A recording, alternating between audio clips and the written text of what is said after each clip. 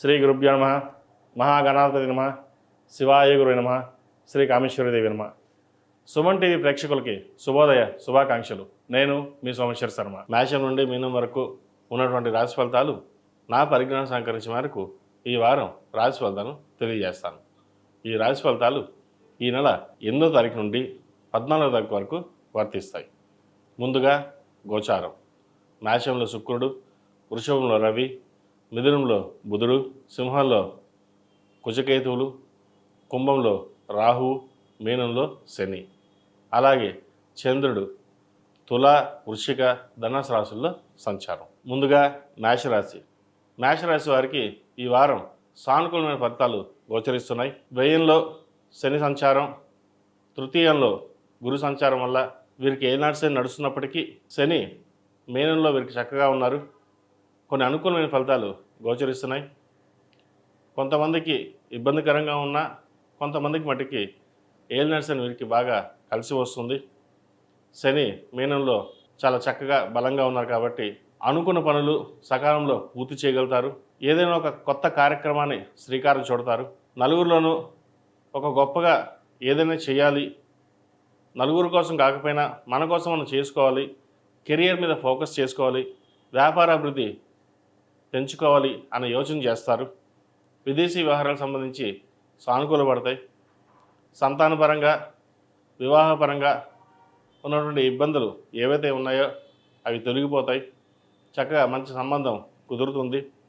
సంతానం కోసం ప్రయత్నం చేస్తున్న వారికి మంచి సంతానం కలుగుతుంది. అయితే వారి ఆరోగ్యం పట్ల చిన్న చిన్న ఇబ్బందులు ఉంటాయి, జాగ్రత్త వహించండి. అలాగే భూ సంబంధించిన విషయ వ్యవహారాలు కావచ్చు, ఒక స్థలాన్ని అమ్మి ఇంకో చోట స్థలం కానీ ఫ్లాట్ కానీ కొనుగోలు చేసే అవకాశాలు గోచరిస్తోంది. లాభాపేక్ష లేకుండా మీరు గట్టిగా కృషి చేస్తారు.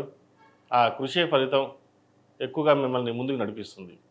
అయితే ఎవరు ఎన్ని చేసినా ఇటు చుట్టాల పరంగా కావచ్చు, అటు బయట వర్గం కావచ్చు, ఈర్ష్య ద్వేషాలు అవన్నీ ఎక్కువగా ఏర్పడతాయి. అవేవి మీరు పట్టించుకోకుండా ఎవరు ఎలా ఉన్నా మన దారి మనదే, మన ధోరణి ఎప్పుడు మార్చుకోవద్దు, ముక్కుసూటిగానే వెళ్దాం, న్యాయంగా ఉందాం అనే ఆలోచన ఉంటుంది. ఖర్చుల విషయంలో కొన్ని జాగ్రత్త వహించాలి. వచ్చిన ధనం కంటే ఒక 2-3 రూపాయలు ఎక్కువ ఖర్చు అయ్యే అవకాశం గోచరిస్తోంది. ఈ రాశిలో జన్మించిన విద్యార్థులకు కాలం అనుకూలంగా ఉంది. విదేశీ సంబంధించిన విషయ వ్యవహారాలు సానుకూలపడతాయి. అలాగే రాహుకేతులు మారారు. ఈ రాహుకేతులు మారడం వల్ల కూడా కొన్ని శుభ ఫలితాలు అని చెప్పవచ్చు. ముఖ్యంగా ఉద్యోగ సంబంధించిన విషయ వ్యవహారాలు, విదేశీకి సంబంధించిన విషయ వ్యవహారాలు చక్కగా కలిసి వస్తాయి.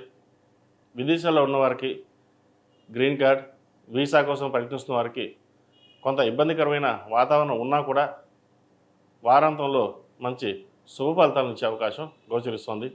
అలాగే విదేశాల్లో ఉద్యోగ ప్రయత్నం చేస్తున్న వారికి మంచి ఉద్యోగం కలిసి వచ్చే అవకాశం గోచరిస్తుంది.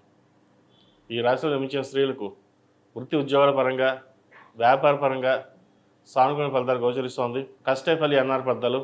కష్టానికి తగిన ప్రతిఫలం అంతగా కాకపోయినా కొద్దో గొప్ప ఈ వారం లభిస్తుంది.